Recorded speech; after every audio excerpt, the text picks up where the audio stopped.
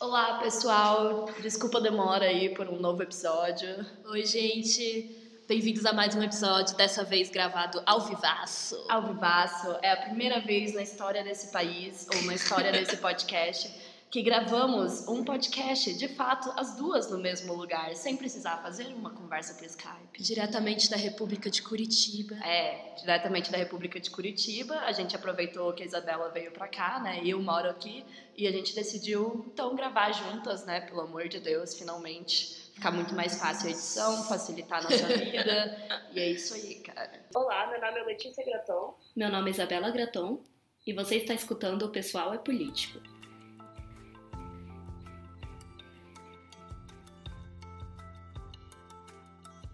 E sobre o que nós vamos falar nesse episódio, Isabela? Hoje a gente vai continuar falando do livro do Woman Hating, da Andrea Dworkin, né? E dessa vez do capítulo 6, que se chama O Ligamento de Pés na China, a história das mulheres, o ligamento de pés na China. Enfim, nos corrigindo nos episódios anteriores. No episódio anterior a gente falou que a gente ia entrar na segunda parte do livro agora, mas na verdade é a terceira, né? A primeira parte foi sobre o conto de fadas, ela é bem pequenininha. A segunda foi sobre a pornografia. E agora a terceira, que nós estamos entrando hoje, na verdade, é sobre a história das mulheres, né? Então aí já tem muita reflexão em relação a o quão importante é a gente resgatar essa história e essa história de opressão que tão raramente é contada, né? O interessante é que a Andrea fala bastante sobre essa questão do quanto a gente não sabe sobre a história das mulheres, né? Porque, tipo, muitas coisas que aconteceram, a gente realmente não fica sabendo. A gente não, tipo, aprende na escola e não fica sabendo. Por exemplo, Sim. O exemplo desse capítulo do ligamento de pés na China, assim. Eu já sabia, mas muito por cima. Nunca tinha parado pra estudar, assim, e é sempre muito por cima. No máximo, você talvez veja algo, tipo, na faculdade, mas só se você estudar algo de humanas e tal, relacionado a isso, sabe? Mas é muito difícil, assim, tipo, é uma coisa que as pessoas realmente relevam e é absurdo, né? Imagina, seria, sei lá, tipo, a Andrea chega a comparar com genocídios mesmo, né? Então, tipo, você para pra pensar, óbvio, não é pra diminuir nada, mas, tipo, a gente ouve falar de tantas guerras e de tantos genocídios e holocausto e tudo mais, mas a guerra que é feita contra as mulheres, a gente não ouve falar, né? Parece que não existe. Aí nas palavras da Andrea mesmo, né, logo no início dessa parte do livro, ela fala: os estupros, torturas e violações de O, Claire, Anne, Ellen, etc., são ficção, que foram aqueles que ela citou nos outros capítulos, né, aquelas obras que ela analisou já, que são tudo de ficção. Documentando a paisagem distorcida de realização masculina. Aqui nós temos a história das mulheres, a história do submundo, 2 atos de genocídio cometido contra mulheres por homens, o seu âmbito e seu conteúdo amplamente ignorado. Não há surpresa em descobrir que eles documentam a mesma paisagem distorcida. Ou seja, ela está falando que agora ela vai falar sobre a vida real, não é mais uma análise de obras de ficção, mas que essa vida real representa tem as mesmas características sexistas do que as coisas que ela já analisou. E assim, né, enfim, muito mais intenso e mais grave, porque realmente foram coisas que aconteceram, né, mas que tudo está conectado. Então, enquanto as obras que ela analisou até agora, a pornografia, os contos de fadas, tudo mostrava esse lado, né, sexista de como os homens veem as mulheres e representam as mulheres, ou as próprias mulheres se representam. Agora ela vai falar sobre a história mesmo da vida das mulheres e várias coisas que são ignoradas, assim, em livros de histórias e escolas e tudo mais. Isso é muito foda, né? Que eu lembro que uma vez, pegando esse gancho, assim, tinha um post no Facebook que era muito foda, assim, que refletia justamente sobre como a gente tem que esquecer essa história pra gente conseguir, tipo, continuar vivendo, assim, né? Porque é muito pesado, é um peso muito grande e não se estuda isso, né? Não se estuda esse lado e, tipo, e é muito real, assim, sabe? Porque os 2 capítulos, né, já dando aí o spoiler, o próximo vai ser sobre a questão da caça às bruxas também. E, cara, essas 2 coisas foram, tipo, genocídios, foram, tipo, ataques intensos simplesmente pela questão de gênero, né? Sim, pela questão de sexo. Só por serem mulheres. Só por serem mulheres. Não, obviamente, diminuindo nenhuma das outras coisas, mas, tipo, é a mesma forma... Da mesma forma como, tipo, a gente não estuda realmente o que aconteceu durante o período da escravidão e tudo mais, as pessoas esquecem que, tipo, cara, as mulheres são tratadas como segunda classe. E olha lá, né? Segunda, terceira, quarta. desde sempre. Eu acho isso interessante. reflete muito, assim, na nossa história, tá ligado? Eu acho interessante que ela fala que, tipo, outras coisas horríveis que aconteceram no mundo, né? Tipo, sei lá, genocídio dos judeus por parte de Hitler, ou, enfim, várias guerras. Tipo, claro que tudo isso é horrível. E ela faz essa comparação entre esses genocídios racistas com esses sexistas. Mas, tipo, que tem alguns que são... Alguns não, né? A maioria desses são justificados, entre aspas, com a questão do tipo, homens conquistando territórios, guerras, etc., povos inimigos. Mas nesse caso das histórias de homens contra mulheres, como foi do ligamento de pés na China ou do genocídio de bruxas, isso não tem nenhuma explicação, tipo, não tem nenhuma justificativa, saca? Não era tipo um homem tentando conquistar o território de uma mulher nem nada. Foi puro ódio e, tipo, preconceito, enfim, várias explicações religiosas, pipipipopopó. Aí você vai entrar também na questão, por exemplo, no Caliban e a Bruxa, que ela vai falar do Caça às Bruxas. Ela faz também um paralelo justamente com a questão do capitalismo, né? Que, tipo, que na verdade o Caça às Bruxas, ele foi instaurado... Desculpa, né? Na verdade, ele foi instaurado, tipo, sem ele não teria sido instaurado o capitalismo, entendeu? Então, querendo ou não, sim, tem um, entre aspas, motivo, tipo, que você tinha que controlar as mulheres, mas, porque, tipo, naquela época, né, o mundo, as mulheres, querendo ou não, elas tinham a sabedoria delas em relação, principalmente, a ter ou não filhos, né, então, tipo, ok, não tinha métodos contraceptivos, mas já tinham várias formas que elas sabiam, tipo, chás que elas tomavam e coisas que elas usavam para não engravidar, né, e o Estado precisava tomar controle disso, né, para conseguir instaurar e fazer a transição entre o feudalismo e o capitalismo. Então, enfim, esse livro que a gente vai ficar sempre indicando aqui, eu acho. E a gente vai falar mais no próximo episódio. Nos próximos episódios, que é muito bom. Ele faz justamente esse paralelo, né, que não aconteceu por acaso. Obviamente, nada acontece por acaso. Mas, e aí também a gente tem que se perguntar, como nada, obviamente, acontece por acaso, a quem serve, né, também a gente não saber sobre essa história, a gente não aprender sobre essas histórias. Sim. Ou mesmo quando aprende, tipo assim, não pensar no sexismo que tem por trás dela, sabe? Tipo, é só uma coisa que aconteceu, caçaram as bruxas lá, tá ligado? Tipo, não falam, tipo, a igreja, a Idade Média, blá, blá, blá, blá, caçaram as bruxas, mas não entram na questão de que eram homens contra mulheres, entendeu? Então a gente tem que se perguntar, sabe? A quem serve isso? Quando a gente fala aquela famosa frase de que quem conta a história são os ganhadores, são os opressores, etc., né? Quem é que ganha com as mulheres não conhecendo da sua própria história, sabe? Sim. Da gente não entendendo o que nos une enquanto mulheres no mundo. A gente não se entendendo como classe, né? Como classe que sofreu várias coisas juntas, e, tipo, só por ser mulheres, assim. Esses atos de genocídio cometidos contra as mulheres são tão terríveis quanto o que eu falei do genocídio de Hitler contra os judeus e homossexuais e ciganos, ou então todo o genocídio indígena. São atos que foram também cometidos contra um grupo específico de pessoas, mas que a gente não aprende realmente e não para analisar, assim. Então, eles não parecem evocar a mesma raiva, tristeza e ódio e indignação do que outros evocam. Claro que, né, sempre vai ter gente doida, por exemplo, para ser a favor do nazismo. Mas a gente tem plena noção de que, tipo, que foi uma coisa errada, sabe? A gente aprende isso, tipo, na escola. Se bem que etc, cada vez etc. mais, né, a gente tá questionando isso, né? Eu acho que na nossa época, sim, sempre foi uma parada, meu Deus, como que os alemães deixaram isso acontecer. Tipo, a gente sempre se pergunta, sabe? Como que as pessoas chegaram a esse nível e, tipo... Conversa sobre isso. A gente tá falando muito aqui, eu acho que a gente podia só fazer uma contextualização primeiro, o que foi a amarração de pés na China, né?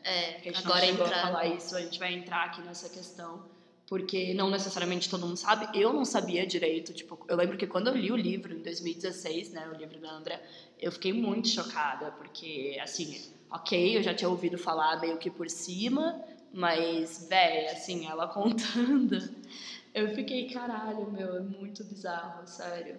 Aí, antes dela começar o capítulo, ela explica, né? Ela fala instruções antes de ler o capítulo seguinte, que é para ela explicar como que ocorria esse ligamento ou enfaixamento dos pés, né? Primeiro, encontre um pedaço de pano de 10 pés de comprimento e 2 polegadas de largura. Segundo, encontre um par de sapatos infantis. Terceiro, dobre todos os dedos, menos o dedão de baixo e dentro da sola do sapato. Enrole o pedaço de pano ao redor desses dedos e depois ao redor do calcanhar. Traga o calcanhar e os dedos o mais junto possível. Enrole o comprimento total do pano o mais apertado possível. Quarto, aperte os pés dentro dos sapatos infantis. Quinto, ande. Sexto, imagine que você tenha 5 anos. Sétimo, imagine estar assim pelo resto da sua vida. Então, para você já ter mais ou menos uma ideia, né, de como as mulheres naquela época na China faziam, imaginar. Meu Deus, só de ler isso eu já fico, tipo, que dor. Nossa, e quando você vê as fotos, assim, né, tipo, acho que a gente vai postar provavelmente algumas coisas depois mostrando, é bem absurdo, assim, tipo, era realmente enfiar o seu pé num sapatinho minúsculo e deformar ele todo por causa de um padrão de beleza, né, porque era uma tradição, e daí, tipo, todas as mulheres tinham que fazer isso para conseguir casamentos, né. E aí ela comenta que esse ritual é o começo da desumanização física, intelectual e espiritual das mulheres na China. Esse método, enfim, esse ritual começou no século X, né, durante a dinastia Song, como uma forma de mostrar que a mulher seria uma boa esposa e serviria o marido. Tipo, tinha muitas coisas que vinham junto com essa questão dos pés, sabe? Não era só, obviamente, os pés. Ele meio que indicava que a mulher seria, tipo, obediente ao marido dela. Então, quanto menor os pés, melhor seria, tipo, ela seria mais indicada para casar, seria mais casável e tal. Pode parecer meio absurdo pra gente hoje em dia pensar nisso, mas eu acho que, tipo, é aquela questão da delicadeza também feminina, né? Porque até hoje, pés pequenininhos. Até hoje, na verdade, isso é uma característica, entre aspas, de mulher, né? Tipo, ter o pé menor e tudo mais, não ter um pé grande, por exemplo. E o mais absurdo é que essa prática foi proibida apenas em 1911, ou seja, ela durou 10 séculos na China como uma prática comum, sabe? Que todas as mulheres tinham que fazer, tipo, era parte da cultura, assim, era normal as mulheres fazerem isso. E mesmo sendo proibida em 1911, continuou a ser realizada em vilas, em lugares mais rurais e tal, tipo, não nas cidades grandes. Tinha muito a ver também com impedir a mobilização das mulheres, né? Com impedir que elas fossem embora, com impedir que elas andassem. Então, tipo, obviamente elas ainda andavam, mas com muita dificuldade. Daí é aquela coisa, né? Você fica ali em casa obedecendo. Tipo, isso impede essa mobilidade de você ir pras ruas, de você realmente fugir, né? Digamos. Enfim, aí já entra os paralelos que a gente faz também várias vezes com o salto alto, por exemplo, ou com outras regras da feminilidade que a gente vai falar mais a fundo. E acho que o principal ponto é esse, né? Porque se você parar pra pensar a questão de ter essa estética dos pés pequenininhos e enfim, todos deformados, realmente o principal ponto é o que nossos pés fazem. A gente usa eles para andar, para sair por aí, para se movimentar. Você tá literalmente limitando a mobilidade dessas mulheres, Sim. porque elas não conseguiam simplesmente andar de boa, sabe? Doía pra caralho e muitas delas, enfim, tinham que ficar em pé.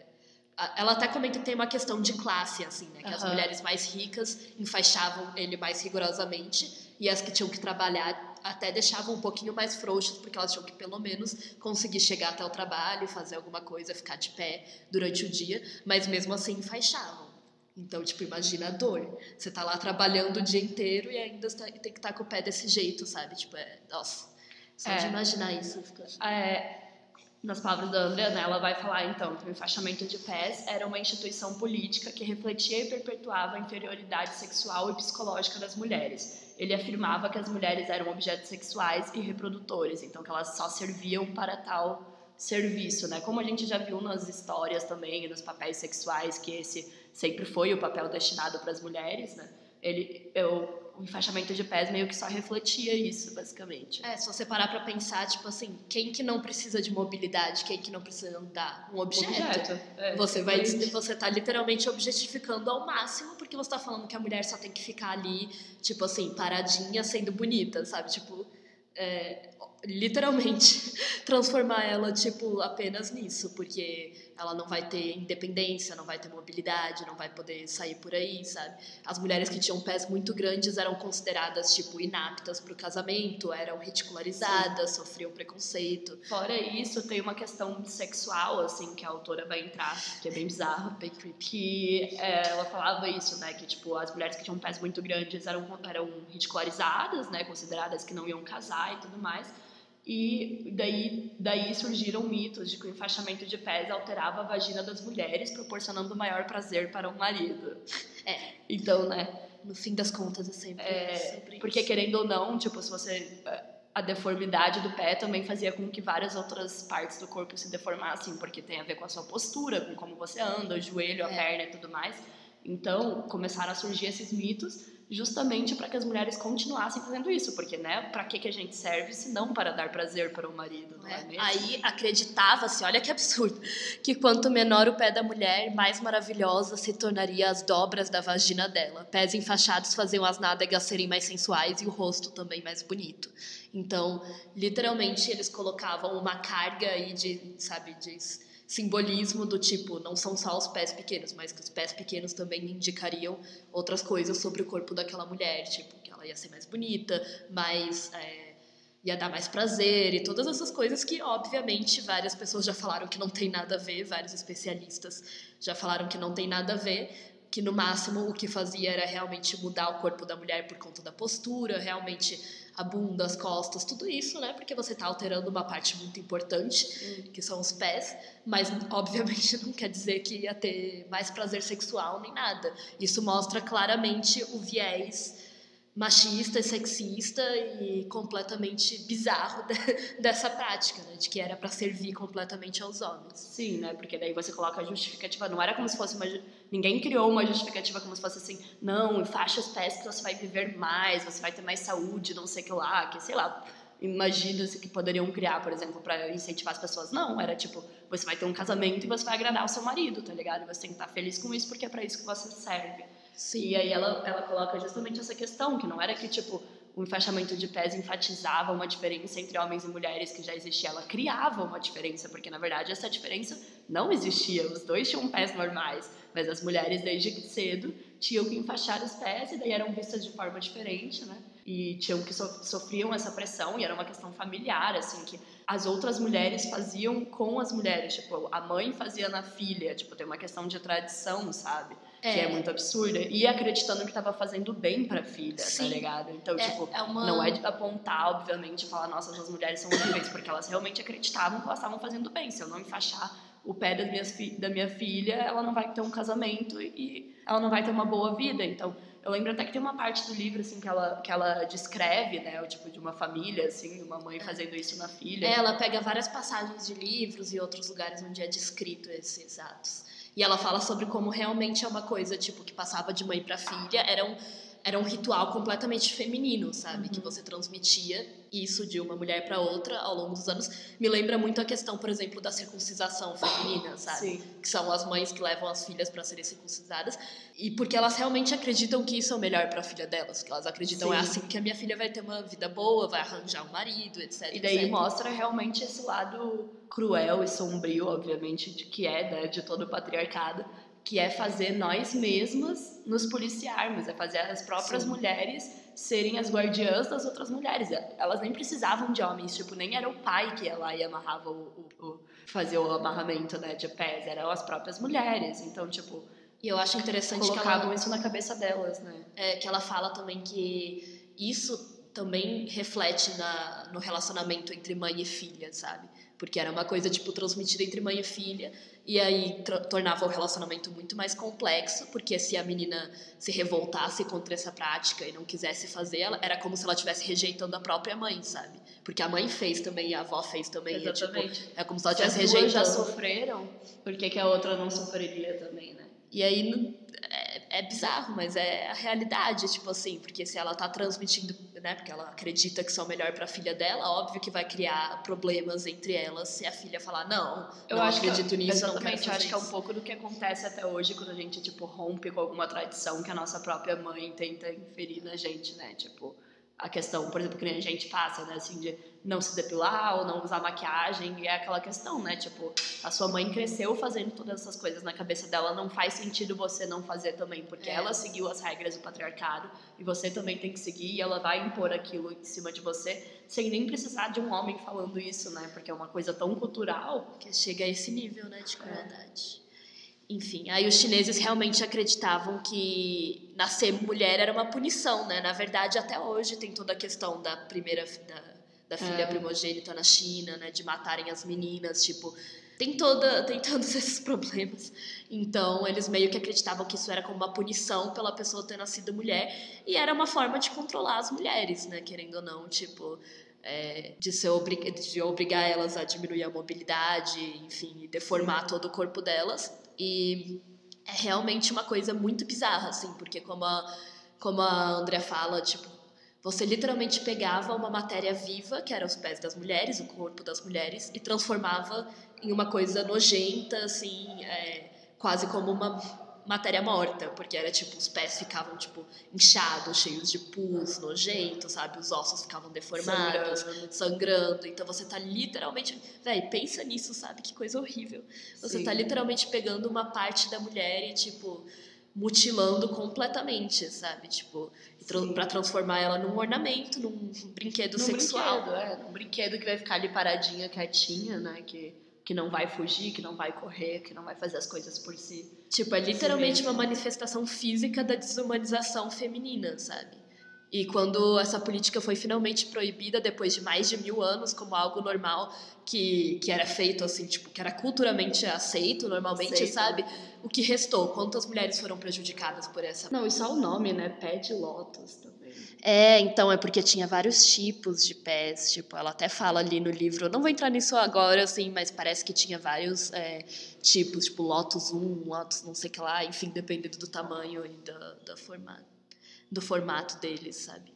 Era bem um fetiche mesmo, sabe? Era tipo, a menina que tem a Lotus dourada era, tipo, melhor, tem várias questões assim, muito, muito agoniante, velho. E tem aqueles sapatinhos ainda até hoje, né? Que são esses famosos sapatos chineses, assim, que são minúsculos, né? E aí... Bom, e daí, enfim, daí tem essa questão, né? Tipo, quando essa tradição terminou, quantas mulheres até hoje foram prejudicadas? Tipo, não existe dados exatos disso.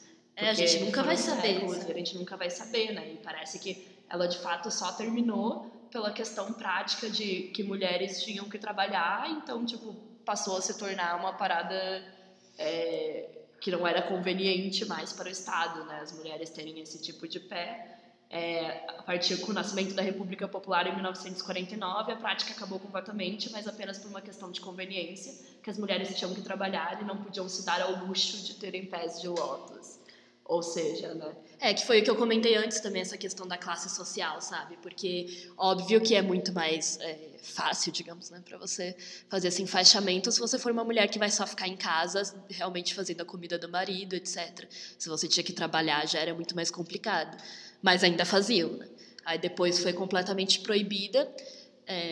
Na verdade, foi proibida em 1911, né? Mas, como falei, vários outros lugares ficou... cidades pequenas, vilarejos e tal, continuaram fazendo. E depois foi completamente erradicada, mas ainda assim, né, velho?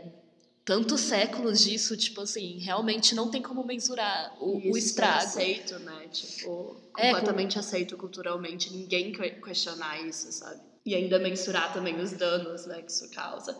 E eu acho que não só os danos físicos, mas a questão de, tipo, como a visão das mulheres dentro daquela sociedade, né? Tipo... porque claro que não era só os pés, sabe? O que isso dizia sobre as mulheres que estavam ali, o quanto elas estavam sendo subordinadas e dominadas. Era um marcador físico da opressão que elas sofriam, né? Como a Andrea comenta, tipo, que era muito mais do que só os pés pequenininhos, sabe? Tipo, era uma forma de marcar com clareza, de forma física e de você conseguir ver. Mas, assim, era óbvio que isso representava toda uma posição subalterna na qual as mulheres se encontravam nessa época na China, né? Aí ela comenta, o enfaixamento de pés existiu por 1000 anos, em que termo pode-se calcular a enormidade do crime, as dimensões da transgressão, a quantidade da crueldade e a dor causada em 1000 anos de história de mulheres. Né? E ninguém se importa em calcular isso, né, praticamente. Então tipo, foda-se, assim, tipo, era só uma tradição, sabe? Mas engraçado que tradições parecidas, eu não sei, eu não lembro de já ter visto uma tradição de mutilação masculina, né?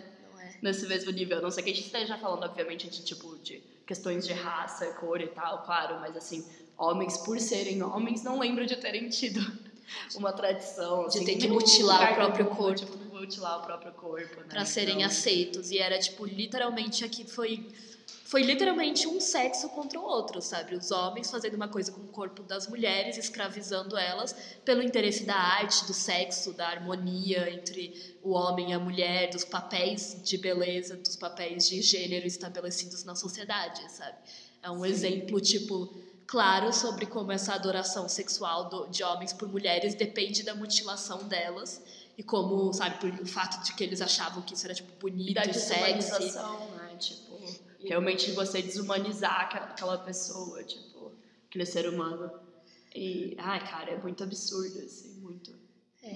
Aí a gente entra, né, numa outra questão que, assim, toda essa história dos pés da China é horrível, claro, é abominável, você fica, tipo, lendo sobre isso, você vê as fotos, né, como a Letícia falou, provavelmente a gente vai postar, pra vocês terem uma noção. São bem pesadas, gente. São porque bem pesadas. eu não tinha noção nenhuma, sabe, e eu fui ver o trabalho dessa fotógrafa, que ela, tipo, ela viajou pela China falando com mulheres velhinhas que ainda tinham os pés dessa forma, né, e aí é, tipo, umas coisas muito bizarras.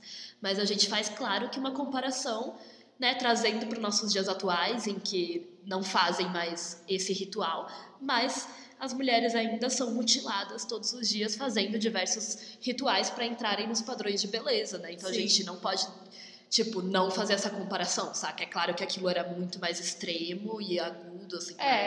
Mas até que mais ou menos, né? Porque se você for considerar o quanto que as mulheres são escravas, muitas mulheres, né? Não todas, mas quanto muitas mulheres são escravas, né?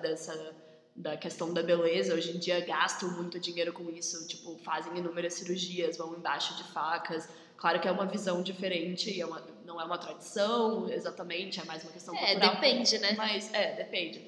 Mas eu acho que, tipo, entra também naquela questão, tipo, a gente tá no Ocidente e isso é uma questão do Oriente, e, tipo, é muito fácil a gente apontar pra uma ex-tradição oriental e falar, nossa, que absurdo, mas esquecer de olhar pra gente também, né? Tipo, pra nossa sociedade, sei lá, o quão absurdo é você, tipo, gastar não sei quantos R$1.000 fazendo cirurgias, modificando todo o seu corpo, porque você aprendeu que aquilo é o que os homens gostam, que aquilo é o que vai atrair homens, que você não pode envelhecer, por exemplo, e todas essas questões. E o pior de tudo, né, porque daí na nossa sociedade liberal de hoje, com o feminismo liberal, com todo mundo, com tudo, ainda vende-se a ideia que você está fazendo isso por causa de você, né? Que é pra sua autoestima. Que é pra sua autoestima. Então tá tudo bem, que você vai ficar melhor assim. Que você quer mesmo isso, que, né, que não é uma coisa que foi colocada na sua cabeça, isso é um desejo seu próprio, é pra se sentir bem, então tudo bem, não podemos criticar, tá ligado? Porque uma mulher se sente melhor e é isso que importa. Eu acho que esse ponto que você levantou também é muito relevante entre o Oriente e o Ocidente, sabe? Da gente ficar julgando, porque isso me lembra muito as mulheres feministas que ficam... Ai, porque a burca é o símbolo da opressão no Oriente Médio e etc. Mas, tipo, tem até aquele quadrinho que é, tipo, uma mulher toda com burca e a outra que tá no salão, tipo, se depilando toda e pintando as unhas, etc. E tá fazendo essa comparação, sabe? São, tipo, não falando que a burca não é um símbolo opressor, sabe? Pode até ser, mas a gente também tá imersa numa cultura extremamente opressora para as mulheres. A questão é que nos vendem como se não fosse, né? Nos vendem como se fosse uma opção. Como se fosse uma questão de gosto e de bem-estar, quando não é bem assim, sabe? Tipo assim, a gente também é obrigada pela nossa cultura a fazer várias coisas com o nosso corpo, só que ao contrário, não é cobrir ele todo, mas sim... usar roupa sexy para ser feminina, para ser sexy, para conquistar um homem, se depilar por completa para parecer uma criança, ser extremamente magra, indo contra o seu tipo de corpo, sabe, se mutilando, passando por dietas horríveis, alimentares, desenvolver distúrbios alimentares. A hora toda ficando dieta atrás de dieta atrás de dieta, porque tem que ser magra, porque tem que estar naquele padrão de beleza, sabe? Você tem que se encaixar, você tem que ser como aquela famosa X ou Y, tem que mudar seu cabelo para isso, tem que fazer, sabe? Não tem uma coisa, como a André fala no livro, a feminilidade, todos esses rituais da feminilidade não deixa um pedacinho do corpo da mulher em paz, sabe? Não. Literalmente todas as partes têm que ser mutiladas. Até com famosas, né? Tipo, porque, cara, às vezes tem umas coisas minúsculas que as pessoas reclamam, assim, sabe? Tipo, muito absurdo. Às vezes a mina tá super no padrão, mas ainda assim as pessoas vão achar alguma coisa, sabe? Sim. Porque, tipo, sei lá, não tá no padrão Sei perfeitamente. lá, Bruna Marquezine, aí vão falar que os peitos dela são pequenos, Exatamente. não sei o que lá. Tipo assim, você pega até as meninas mais padrões, sabe? Alguma coisa, algum defeito vão achar. Porque, aparentemente, o corpo da mulher é um defeito por si só, sabe? Tipo, ele não pode ficar naturalmente. Aquela questão que a feminilidade não existe, né, naturalmente. Ninguém é, tipo, nasce feminino, ninguém nasce mulher e torna-se, né? Tipo, porque é uma parada que vai sendo inserida na gente pela sociedade através de atos de muitas vezes mutilação, e a gente ainda acredita que a gente faz porque a gente gosta, né? E esses padrões de beleza, eles incorporam, é claro, a estrutura da sociedade, ele muda com a época, tipo, já teve um padrão de beleza no passado em que ser gorda seria mais aceito, quando isso representava que a pessoa era mais rica, etc. Isso vai sempre mudando de acordo com o capitalismo, de acordo, enfim, com a nossa sociedade, mas uma coisa que sempre permanece é que as mulheres estão nesse papel inferior, que a gente precisa mutilar todo o nosso corpo. Que é uma forma de controle social, né? Como vai falar também a Naomi Wolf no Mito da Beleza, né? Que é uma forma de nos controlar, porque se a gente gasta dinheiro e tempo só, tipo, pensando a vida inteira nisso, a gente tá sendo controlada. O que é a dieta, se não a forma perfeita de controle de corpos femininos? Porque você garante que aqueles corpos, que aquelas pessoas vão estar focadas só nisso, só em ser magra. Sim. E elas não vão fazer nada. A gente não vai estudar, tipo, o dinheiro... Eu até tava falando isso esses dias, né, com umas amigas do trabalho, tipo, que eu fico muito triste quando eu penso que, por exemplo, sei lá, uma mulher vai lá e gasta, tipo, 5 mil num silicone. Ok. Um homem vai gastar esse mesmo dinheiro num puta curso foda e, tipo, ganhar mais dinheiro no mercado de trabalho e, tipo, virar um profissional super foda, não sei o que lá, e tipo, ele não vai precisar se encaixar nesse mesmo padrão de beleza. É aquela coisa, né, do CEO, né? Quantos CEOs você conhece que realmente, tipo, eles não precisam ser bonitos, tá ligado? Eles precisam ser ricos, arrumados. Porque nenhum homem precisa ser bonito, agora a mulher. Ou mesmo as comparações, né, entre, tipo, chefes de estado, né? Quando você vê, o que é o Bolsonaro? O que são os presidentes? Eles são muito feios e ninguém liga pra isso, tá ligado? Ninguém vai ficar comentando das roupas dele igual faziam com a Dilma. Exatamente. Da aparência dele. Aí a gente entra, né, como você citou, a maravilhosa obra O Mito da Beleza, da Naomi Wolf, né, em que a autora realmente fala bastante sobre como isso é puramente uma questão de controle social das mulheres mesmo. Sim. É um livro muito importante, que inclusive eu vi um tweet esses dias que era tipo: queria ser milionária para entregar um exemplar para cada mulher do mundo.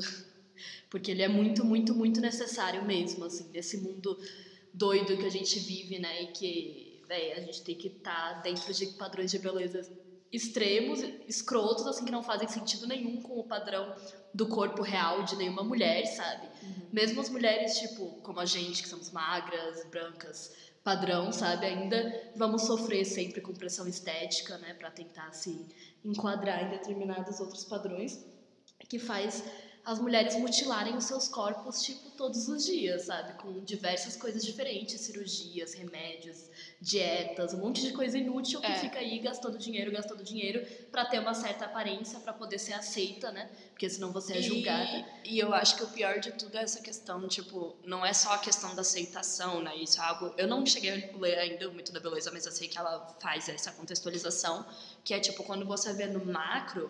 É muito difícil você só, tipo, julgar uma mulher por fazer essas coisas, porque, cara, as mulheres que não seguem isso, elas perdem emprego, tá ligado? Sim. Tipo, elas não têm um poder social tão grande, elas não têm um poder financeiro tão grande, tipo, todas essas coisas que a gente tem que ter pra viver em sociedade, a gente necessita muito de ter uma aparência minimamente, tipo, decente, né? Entre aspas, dentro do padrão. É a questão do que as pessoas falam, porque é tudo escolha, se a mulher quiser se depilar, ela pode, se ela não quiser, não pode, se quiser ter o cabelo crespo, pode, se não quiser, não pode. Mas não é bem assim, né, gente? Não vamos cair na falácia do feminismo liberal, de que tudo é escolha e é só você se sentir bem. Obviamente, existem várias represálias e várias coisas que acontecem negativas com uma mulher que não segue esses padrões, que decide se impor, que decide falar, não, esse é o meu corpo, eu vou aceitar ele do jeito que ele é. Então não é só uma questão de, tipo, a mulher pode se depilar se ela quiser. Tipo, claro, pode, mas se ela não fizer isso, a gente sabe que vai sofrer muitas represálias, muitos preconceitos, inclusive até agressões físicas,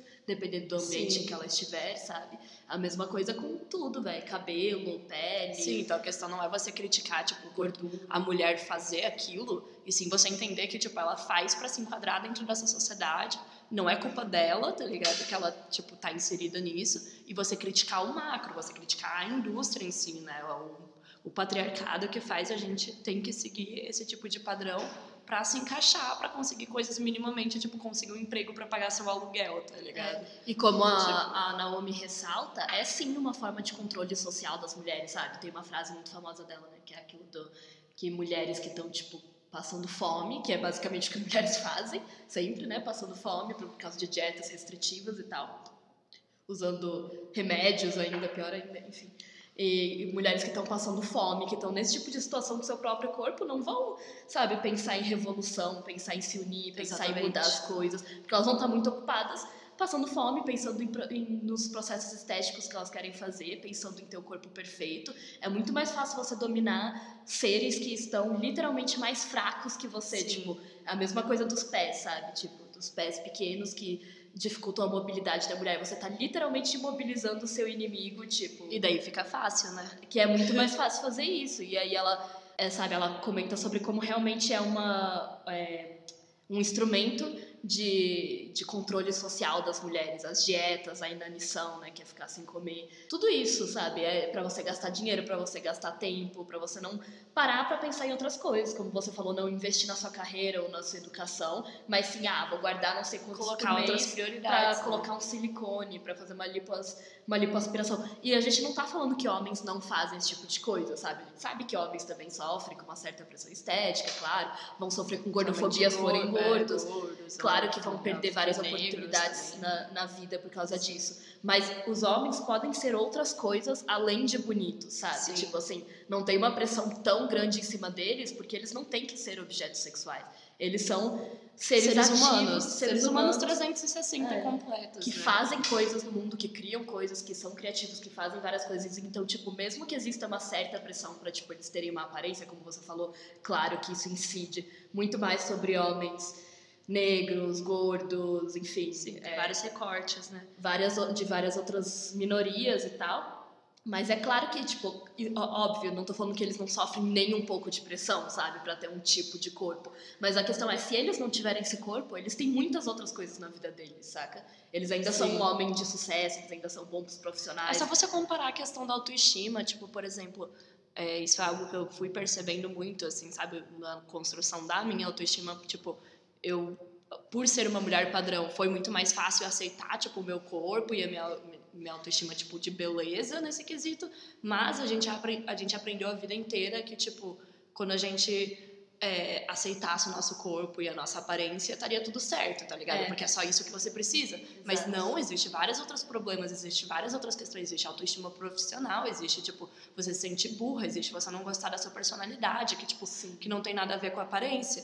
E a gente aprende que, tipo, não, você só tem que ser bonita, tudo é aparência, tá ligado? A gente fala muito de autoestima, sempre relacionada a corpo, sempre relacionada à aparência. Do autocuidado também. O autocuidado também, é fazer máscara de argila, é ter uma pele bonita, é não sei o que lá, tipo, tudo é aparência, tudo, é ter o cabelo, coisar o cabelo, não é tipo você ir pra terapia ou tomar suas vitaminas, né? É só fazer uma máscara de argila e tá tudo certo. Cuidar da saúde. Não é cuidar da saúde. Então é isso, tipo, porque por mais que você tenha uma boa autoestima profissional, tipo, pessoal, em relação à sua personalidade, à sua inteligência e tudo mais, se você não se acha bonita, foda-se isso, entendeu? Tipo, isso não importa. Aí o mundo acabou. Aí o mundo acabou. Que é diferente pros homens. Diferente pros homens. Os homens não precisam, eles não têm tanta pressão do mundo neles serem bonitos, sabe? Tipo assim, tem vários caras que não são bonitos, assim, dentro dos padrões de beleza da sociedade, mas né? São super confiantes, sim.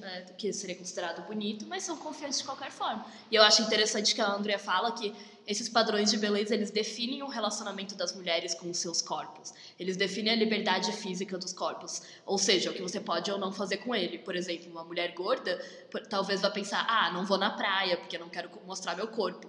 Isso tá literalmente... Não vou dançar, não vou fazer, tipo... Não vou usar, sei lá, que a Alexandra da Alexandrismo Sem Faca, ela usava muito casaco mesmo no calor do Rio de Janeiro, sabe? Tipo assim, isso limita a sua mobilidade, a sua, sabe, sua liberdade de fazer o que você quer fazer. Sim. Não é uma coisa só aparência, é tipo, literalmente muda a sua vida, sabe? Por exemplo, eu não quero comer na frente dos outros porque eu sou gorda, então eu não vou pra esse evento social porque lá vai ter comida. Tipo, aí você se isola, daí tem todas as questões psicológicas. Então né? é tipo, é muito Sabe, essa coisa realmente define o que a gente faz ou não com os nossos corpos. Quantas mulheres já não falaram, não vou fazer tal coisa porque não tô bonita, sabe? Tipo, que é outra coisa que a Alexandra sempre fala, tipo, véi, se você não tá se sentindo bonita, vai feia mesmo e faz, sabe? Não deixa isso impedir a sua vida. Porque um homem não deixaria de fazer por se sentir feio. Acho que essa é a questão, né, principal. Assim. Mas mulheres deixam de fazer várias coisas. Eu acho que homens, provavelmente, essa relação com, tipo, se sentir feio talvez seja mais questão em relacionamento, tá ligado? Tipo, eles não se sentem bonitos, então eles não chegam numa mina. Mas as mulheres, cara, a gente deixa de sair de casa. Sim, sabe? Tipo, a gente deixa de trabalhar, coisas. A gente deixa de tentar, tipo, de viajar, a gente deixa de ir na praia, a gente deixa de ir na piscina, de se divertir, sabe? de, sei lá, transar porque, não me depilei, esse tipo de coisa ridícula, sabe? Sim. E aí você tem que pensar em como realmente esses padrões estão ali pra nos limitar mesmo, sabe? Pra limitar a nossa expressão do que a gente quer fazer com o nosso corpo, para realmente limitar a nossa mobilidade, como é o caso dos pés de lótus e também de várias outras questões ali dos padrões de beleza, não só os pés de lótus. Tudo isso tá ali para cercear a nossa liberdade. E por isso mesmo a Andrea fala que a nossa revolução enquanto mulheres só vai chegar depois que as mulheres mudarem esse relacionamento que elas têm com o corpo delas, sabe? Tipo, eu não tô falando que o movimento Body Positive vai trazer toda a revolução feminista, mas é um primeiro passo muito importante, sabe? Sim. Tipo, como é que você vai inclusive, pensar em... Isso que você falou do movimento Body Positive, a maior crítica, né, que eu vejo a esse movimento é justamente a questão de, tipo, ainda colocar muita ênfase na beleza, né? Tipo, uma coisa que eu já vi as pessoas falando, cara, a gente não devia estar falando todas somos lindas, a gente devia estar falando foda-se se você é bonita ou não, entendeu? O que é essa necessidade de beleza. Essa necessidade de beleza, você não deve beleza pra ninguém. Eu acho que, tipo, quando você coloca isso na sua cabeça, que tanto as outras pessoas não devem beleza pra você, porque ninguém é quadro de museu, ninguém é, sabe? Ninguém é um objeto, ninguém é um devia ser um objeto, objeto. você tá ali no dia a dia, tipo, você tá ali no ônibus, você tá indo trabalhar, não sei lá, cara, você não deve estar bonita, tipo, foda-se pras outras pessoas, entendeu? Tipo, desde que você esteja se sentindo bem. Acho que é mais de mudar o conceito do que é ser bonita. Exatamente. Também, ou, enfim, mudar totalmente. Mas ao invés de falar, tipo, todos os corpos são bonitos, todo mundo é bonito, a gente devia estar falando, cara, foda-se, tem tá várias críticas ao movimento Body Positive, que às vezes ser muito liberal, ser muito individualista, tipo, só você se sentir bem e tal. Mas a gente sabe que vamos levar isso pro estrutural, sabe? Não tem como a gente se unir enquanto mulheres e começar uma revolução e realmente querer a nossa libertação, se primeiro a gente não se sente confortável nos nossos próprios corpos. Não, sabe? com certeza, se sentir confortável. Eu digo nessa questão de, tipo, de se sentir confortável não é necessariamente se sentir bonita, tipo, nos padrões, entendeu? Acho que essa é a questão. questão. Não de estar dentro dos padrões de beleza, mas de conseguir fazer uma coisa com o seu corpo, sabe? Tipo, de se sentir à vontade. Porque, por exemplo, você não vai pensar, enfim, como a Naomi fala, você não vai se unir com outras mulheres e pensar, por exemplo, e manifestar e lutar pelos seus direitos se você tá ali se odiando em casa, odiando seu corpo, querendo morrer porque você é gorda, sabe? Sim, tipo, com certeza. E aí... É que eu digo que eu acho que essa chavinha que muda é que, tipo, quando você percebe que você não deve beleza pra ninguém, que ninguém deve beleza pra você e que isso não deve ser, tipo, a questão mais importante do mundo, né? Aí fica muito mais fácil, realmente, você pensar em se unir e fazer outras coisas, né? E aí entra, por exemplo, uma série que eu amo muito, enfim, teve só uma temporada maravilhosa, chamada Dietland, que... Inclusive eu assisti porque a Alexandra estava recomendando no canal do YouTube dela. É tipo sobre uma mulher gorda, né? Que no início da série ela quer fazer uma cirurgia bariátrica para se encaixar nos padrões, porque ela não aguenta mais sofrer gordofobia e tudo mais. Sim. E ao longo da... Enfim, várias coisas acontecem, mas ao longo da série ela conhece uma mulher feminista que tem um grupo, tipo, de mulheres feministas, etc., que vão ensinando para ela várias coisas sobre os padrões de beleza e vão tentando modificar a cabeça dela sobre isso. E realmente a mudança na personagem, tipo, dela realmente se tornar feminista, querer direitos, etc., acontece depois que ela finalmente se aceita enquanto uma mulher gorda, sabe? Sério, essa série é muito boa, velho. Eu fico muito triste que a maioria das pessoas não assistem. A gente tem que mudar o conceito, que é muito diferente você se aceitar e você, tipo... acreditar que você está bela e dentro dos padrões, sabe? Porque, tipo, a questão do body positive que me incomoda é aquela coisa, tipo assim, vamos colocar mulheres gordas na propaganda da Avon e tá tudo certo, tá ligado? E vai tá tudo na propaganda da Avon e de outras marcas, enfim, dentro do capitalismo. Representatividade, não sei o que lá, ok, funcionou tudo porque todas são bonitas. Não é assim, tá ligado? Não é questão de, tipo, você tem que se considerar bonita, você tem que estar confortável dentro do seu próprio corpo e não deixar que o fato de, tipo, de você ser feia para esses padrões não significa que você é feia, entendeu? Eu acho que é, tipo... questão, assim, Sim. principal. Tipo, não é tipo, vou fazer com que o padrão seja todos os corpos sejam... Não, vamos fazer com que não exista um padrão, tá Exato. ligado? Não é tipo... Não é criar mais padrões. Não é criar mais tipo, padrões. Que é a não mesma coisa que as pessoas criticam quando, por exemplo, enfim...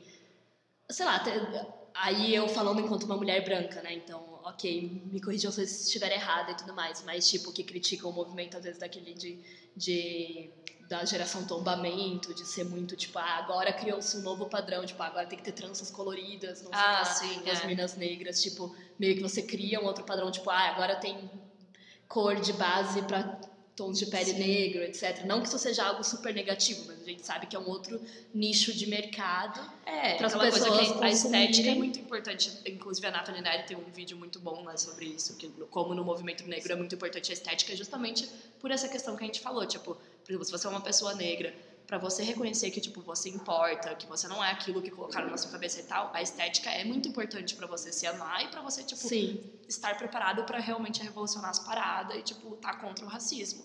Mas não pode parar por aí, nenhum movimento, Sim, né? exato. Eu E acho aí que, tem tipo, várias dessas críticas, assim, que, enfim, sempre a crítica aos movimentos que se tornam muito liberais, tipo, cooptados pelo capitalismo. E uma coisa do tipo, vamos criar um outro padrão. Agora, tipo, ser negra não é feio, mas agora você tem que ser negra de um jeito geração tombamento, sabe? Que tem que usar tranças coloridas e roupas assim, não sei o que lá. Só, assim, cuidar pra gente não cair nessa vibe de, tipo, criar vários novos padrões, tipo, igual o cabelo cacheado, que começou a ficar mais na moda, mas é tipo, que tipo de cacho é esse? É tipo cacho definidinho, pipipipopopó. E a mesma coisa como, por exemplo, uma vez eu tava falando de sobrancelhas grossas, né, com uma amiga. Aí ela falou, tipo, eu tava falando, que bom que hoje em dia as sobrancelhas grossas estão na moda, porque as minhas são bem grossas, as suas também e a dela também. Aí ela falou, mas que tipo de sobrancelha, né? Ainda a sobrancelha grossa, super feitinha em salão. Claro, né? Tem que seguir aquela linhazinha. Não pode ser só uma natural, assim. É igual a de todo mundo, né? Tipo, que bom que não é mais aquele traço fino que você teria que se esforçar muito pra ter, mas não é uma coisa, tipo, mas as pessoas naturais, continuaram sabe? se esforçando pra ter, né? Essa que é a questão, tipo, por exemplo, eu e você não, porque a nossa é naturalmente grossa. Mas eu vejo, tipo, as meninas que tinham fina, hoje em dia estão fazendo aquelas pigmentação, né? Então você, tipo, você cria um outro nicho. Não, e você continua gastando dinheiro, tá ligado? A única diferença é que antes gastava dinheiro pra tirar tudo, pra ficar aquele fiozinho dos anos, aquele risquinho dos anos 90. E agora você gasta pra pintar em cima com uma micropigmentação, tá ligado? Então a questão é, não vamos criar outros padrões de beleza, vamos romper com a ideia de que a gente precisa ter padrões de beleza, que a gente precisa todo mundo ser bonito, ou ser de uma forma X ou uma forma Y, porque a gente sabe que esses padrões são colocados ali para dominar principalmente as mulheres, claro que homens também de certa forma são um pouco afetados, mas principalmente como um controle social em cima dos nossos corpos. E a gente sempre pensar, né, como tudo, eu acho que esse é o exercício reflexivo de sempre de quem está ganhando com isso. Tipo, quem está ganhando com você odiar seu corpo? Várias indústrias. Quem está ganhando com você odiar seu peso? Várias indústrias. A sua cor ou seu cabelo? Várias indústrias. Fora a população masculina no geral, né? Porque, tipo, é muito fácil para homens tirarem vantagem de mulheres que se odeiam, tá ligado? É muito fácil você manter uma mulher que se odeia num relacionamento abusivo. Que ela não acredita que ela merece nada melhor. Então, tipo, não ajam como se, tipo, nossa, todo mundo perde quando mulheres se odeiam. Não, homens ganham muito quando a gente se odeia, tá ligado? Ganham pra caralho. Eles ganham uma escravinha ali, uma mulher em casa que vai ser controlada, que vai obedecer eles, que vai fazer a comida, que vai cuidar da família e tudo mais. E não vai fazer nada, porque ela acredita que é aquilo ali, que ela é feia mesmo, que ela nunca vai conseguir nada melhor, que ela nunca vai ser amada, porque ela foi ensinada isso. Enquanto isso, tem um marmanjo ali tirando vantagem dela, né? E aí a gente entra no que você falou de relacionamentos abusivos em um outro ponto que a Andrea traz, que eu acho muito interessante nesse capítulo, sobre os pés, né? Porque a gente fala tudo isso sobre padrões de beleza, sobre essa mutilação que ocorreu com o corpo das mulheres, né?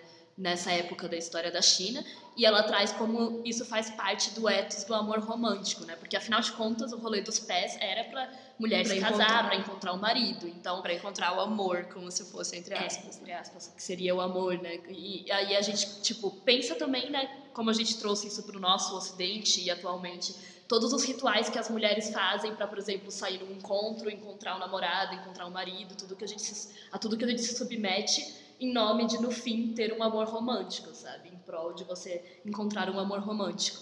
E aí ela comenta bastante sobre isso, sobre como basicamente o que isso ensina as mulheres é que a gente precisa sofrer pra ter o amor. Tipo, que a gente precisa ser masoquista, que a gente precisa sofrer pra ir a gente agradar os homens, porque, né, a dor, o martírio, tipo, se você parar pra pensar, desde pequena a gente aprende que ser mulher é sofrer. Sofrer, dói. Dói. E é isso aí, tá ligado? Porque ser feminina é sofrer, porque você vai ter que mudar seu Quando corpo. você vai no salão, é o que te falam. Eu lembro de várias vezes, tipo, estar no salão e, tipo assim, sofrer com dor de depilação, ou mesmo, tipo assim, de fazer cabelo, de fazer sobrancelha, essas coisas. E as pessoas só falarem, é isso aí, tá ligado? Beleza, dói mesmo. Pretty hurts, né? Continuaremos aí, mas assim... Mas o importante é que você vai conseguir um macho quando passando por tudo isso, né?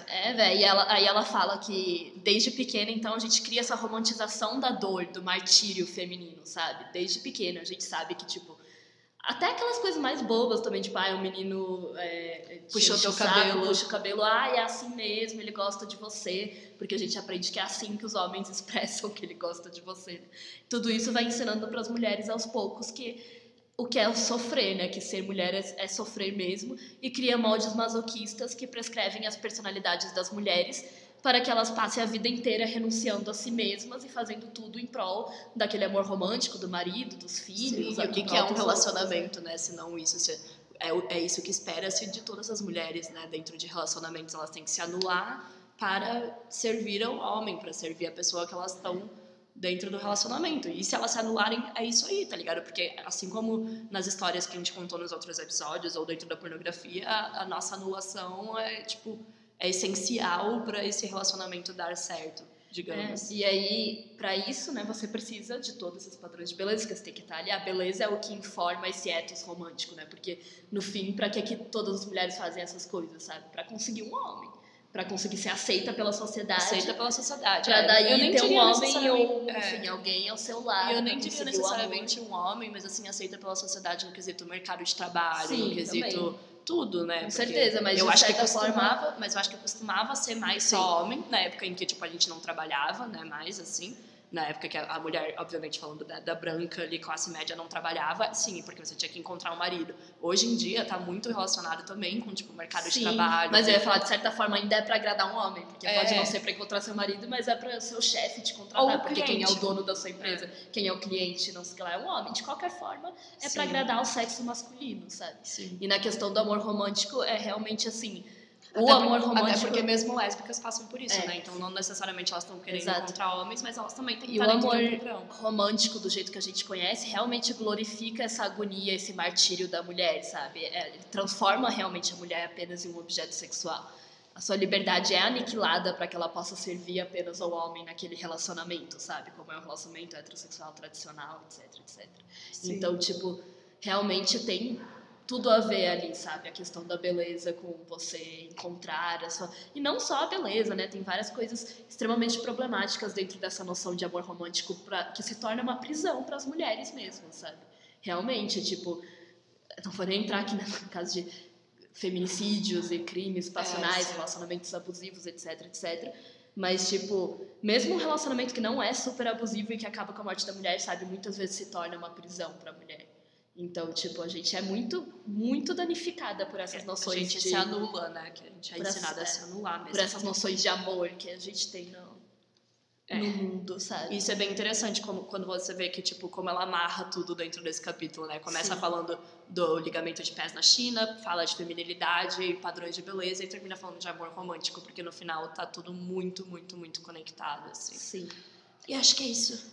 Pra terminar, eu vou ler aqui a última partezinha do capítulo, que eu achei bem interessante, né? Que acho que pode trazer bastante reflexão, assim. Ela fala, o significado dessa análise do ethos romântico certamente é clara. O primeiro passo nesse processo de libertação, mulheres de sua opressão, homens da falta de liberdade de seu fetichismo, é a redefinição radical dos relacionamentos entre as mulheres e os seus corpos. O corpo precisa ser livre, liberto literalmente, de pintura e cintas e todas as variedades de porcaria. Mulheres devem parar de mutilar seus corpos e começar a viver neles. Talvez a noção de beleza que vai, então, organicamente emergir vai ser realmente democrática e demonstrar o respeito pela vida humana em sua infinita e mais honrável variedade. Arrepiei. Literalmente é isso que ela falou, sabe? As mulheres precisam parar de mutilar seu corpo e passar a viver nele, sabe?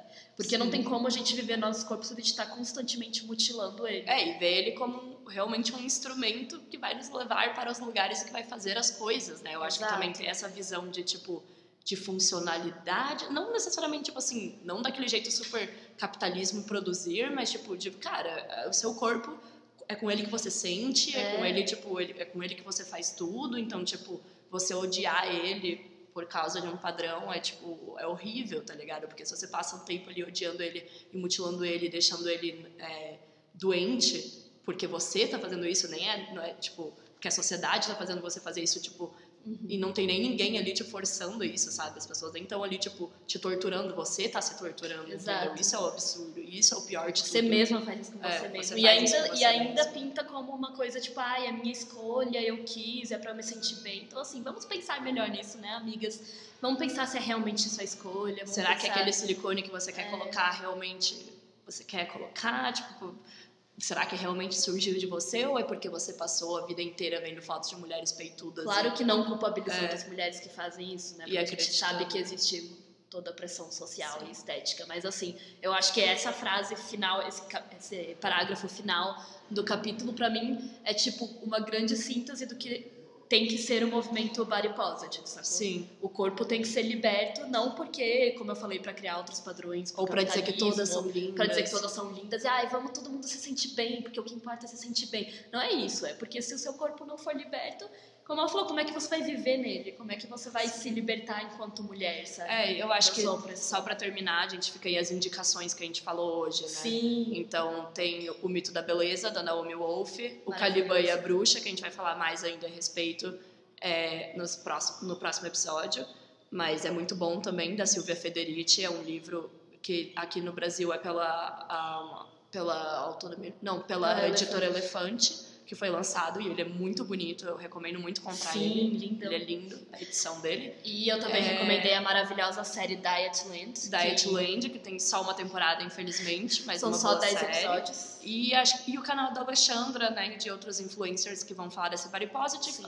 Assim, apesar de a gente ter nossas críticas a elas muitas vezes, né, porque também é uma questão bem comercial e tudo mais, eu acho que, tipo, continua sendo importante. Sim, tem altas coisas, tipo, muito e até para começar, né, nesse questionamento. Eu tenho um livro da Alexandra também, eu fui no lançamento do livro dela, que se chama Pare de Se Odiar. É um livro bem pequenininho também, recomendo. Acho meio liberal em alguns pontos. Mas é uma cartilha e tava faltando, né, conteúdo sobre esse tipo de movimento aqui no Brasil, né? Não existia, basicamente. Então, muito legal tá dando início a isso. Eu acho que, tipo assim, é uma porta de entrada, é importante, tipo, ir mais a fundo. Formar outras críticas. Ir mais a fundo e questionar as coisas mais por um viés também de classe, por um viés, né, de esquerda e tal, um viés contra o capitalismo.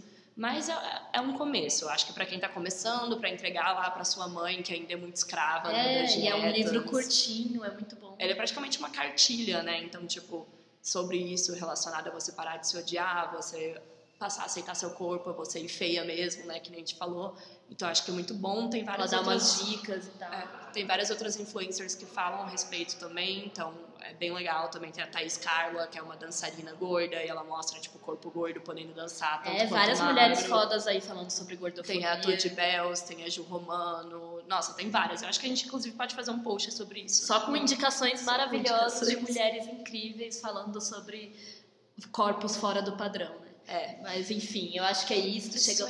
Chegamos ao fim desse episódio especial, pois estamos nós duas no mesmo lugar. Não saberemos quando isso vai acontecer de novo, por enquanto. Mas é isso aí. No próximo, continuaremos aí o próximo capítulo, né, do livro. Ouçam os episódios anteriores se vocês não ouviram. Sigam a gente no Instagram, @opessoalepolítico. Sigam a gente no Medium, @opessoalepolítico. E mandem um e-mail se quiser, opessoalepolítico@gmail.com, ou mandem alguma mensagem lá no Instagram, e nos sigam no Twitter, @legraton, @isabelagraton. É isso aí, todas as redes sociais. Todas as redes sociais. Isso aí, pessoal. Tchau, tchau. A gente espera que vocês tenham gostado.